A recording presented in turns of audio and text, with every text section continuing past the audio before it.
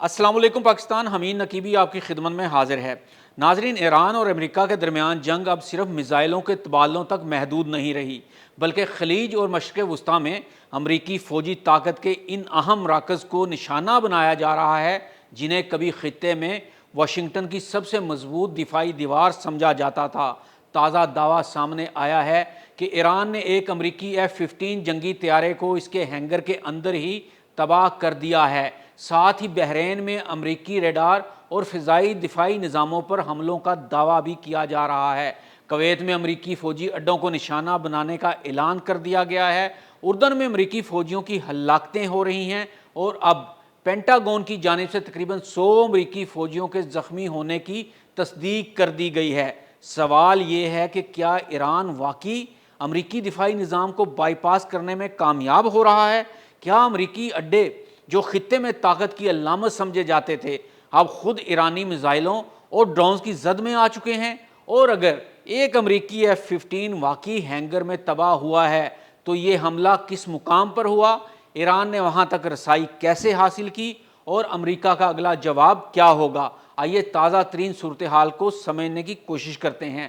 ناظرین، پاسداران انقلاب کے شعبہ تعلقات عامہ کے مطابق ایران نے خطے میں امریکی ریڈار اور فضائی دفاعی نظاموں کے خلاف حملوں کا سلسلہ تیز کر دیا ہے۔ ایرانی دعویٰ ہے کہ ایک امریکی F-15 طیارے کو اس کے ہینگر میں نشانہ بنا کر تباہ کر دیا گیا ہے۔ یہ دعویٰ اپنی نوعیت میں انتہائی اہم ہے کیونکہ F-15 امریکی فضائی طاقت کے اہم ترین جنگی طیاروں میں شمار ہوتا ہے۔ اگر کسی امریکی طیارے کو واقعی ہینگر کے اندر تباہ کیا گیا ہے تو اس کا مطلب یہ ہو سکتا ہے کہ حملہ صرف کھلے میدان میں فوجی تنصیبات تک محدود نہیں تھا، بلکہ ایرانی میزائل یا ڈرون حملے نے امریکی اڈے کے اندر موجود حساس تنصیبات تک بھی رسائی حاصل کی۔ تاہم یہاں ایک اہم بات سمجھنا بہت ضروری ہے۔ اس مخصوص F-15 طیارے کی تباہی کے ایرانی دعوے کی آزادانہ طور پر ابھی تک تصدیق نہیں ہوئی، لیکن دوسری جانب یہ بات اب محض ایرانی دعویٰ نہیں رہی کہ امریکی فوجی تنصیبات مسلسل حملوں کی زد میں ہیں۔ امریکی سینٹرل کمانڈ نے تصدیق کی ہے کہ 17 جولائی کو اردن میں ایرانی بیلسٹک میزائل اور ڈرون حملوں کے دوران 2 امریکی فوجی ہلاک ہوئے، جبکہ ایک فوجی لاپتہ بھی ہوا۔ مزید 4 امریکی فوجیوں کو طبی امداد کے لیے ہسپتال منتقل کیا گیا، تاہم انہیں بعد میں ڈسچارج کر دیا گیا۔ اور اب پینٹاگون نے بتایا ہے کہ 7 جولائی سے اب تک تقریباً 100 امریکی فوجی کسی نہ کسی درجے میں زخمی ہو چکے ہیں۔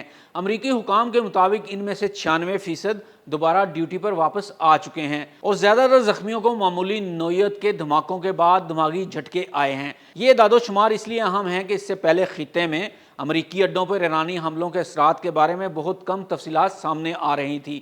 اب ایرانی حملوں کا دائرہ اردن سے آگے بڑھ کر بحرین اور کویت تک پھیل چکا ہے۔ پاسداران انقلاب کا کہنا ہے کہ بحرین کے المحرق اور الرفا کے علاقوں میں موجود امریکی ریڈار اور فضائی دفاعی نظاموں کو میزائلوں سے نشانہ بنایا گیا ہے۔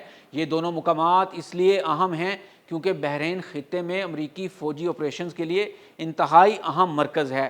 یہاں امریکی بحریہ کا 5th فلیٹ موجود ہے جو خلیج، بحیرہ عرب اور وسیع تر مشرق وسطیٰ میں امریکی بحری سرگرمیوں کی نگرانی کرتا ہے۔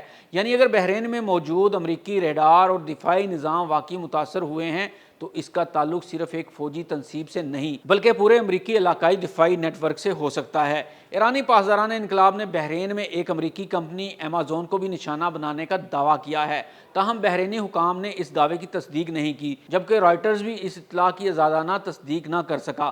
اس طرح ایران کا کہنا ہے کہ اس نے کویت میں کم از کم 3 امریکی فوجی اڈوں کو بھی نشانہ بنایا۔ یہاں ایک بہت بڑا سوال پیدا ہوتا ہے، ایران ایک ہی وقت میں اردن، بحرین اور کویت جیسے مختلف مقامات پر حملے کیسے کر رہا ہے؟ اس کا جواب ایران کی موجودہ جنگی حکمت عملی میں چھپا ہو سکتا ہے۔ ایران براہ راست صرف امریکی سرزمین یا کسی ایک بڑے فوجی اڈے پر حملہ نہیں کر رہا بلکہ امریکی فوجی نیٹ ورک کے مختلف حصوں کو بیک وقت دباؤ میں لانے کی کوشش کر رہا ہے۔ کویت میں فوجی اڈے، اردن میں فضائی اڈے، بحرین میں بحری اور دفاعی تنصیبات اور خلیج کے حساس سمندری راستے۔ اگر ان تمام مقامات پر بیک وقت حملے جاری رہتے ہیں تو امریکہ کو صرف ایران کے اندر موجود اہداف پر توجہ نہیں دینی ہوگی بلکہ اپنے پورے علاقائی دفاعی نظام کو بھی مسلسل الرٹ رکھنا پڑے گا، اور یہی وہ صورتحال ہے جسے ایران شاید اپنے حق میں استعمال کرنا چاہتا ہے۔ ایران کے حملوں کے بعد امریکہ بھی خاموش نہیں بیٹھا۔ امریکی فوج نے ایران کے خلاف جوابی حملوں کا سلسلہ جاری رکھا ہے، جبکہ واشنگٹن کا کہنا ہے کہ اس کا مقصد ایران کی جانب سے تجارتی جہازوں اور خطے میں امریکی فوجیوں کو لاحق خطرات کو کم کرنا ہے۔ لیکن اب صورتحال ایک خطرناک چکر میں داخل ہو چکی ہے۔ ایران امریکی اڈوں پر حملہ کرتا ہے، امریکہ ایران پر جوابی وار کرتا ہے، ایران مزید امریکی اتحادی تنصیبات کو نشانہ بناتا ہے اور پھر واشنگٹن مزید سخت رد عمل دیتا ہے۔ سب سے خطرناک بات یہ ہے کہ اس پورے عمل میں جنگ کا جغرافیہ مسلسل پھیل رہا ہے۔ پہلے توجہ ایران اور امریکہ کے براہ راست محاذ پر تھی، لیکن اب اردن، بحرین، کویت اور خطے کے دیگر ممالک بھی اس تنازع کے عملی میدان بنتے جا رہے ہیں۔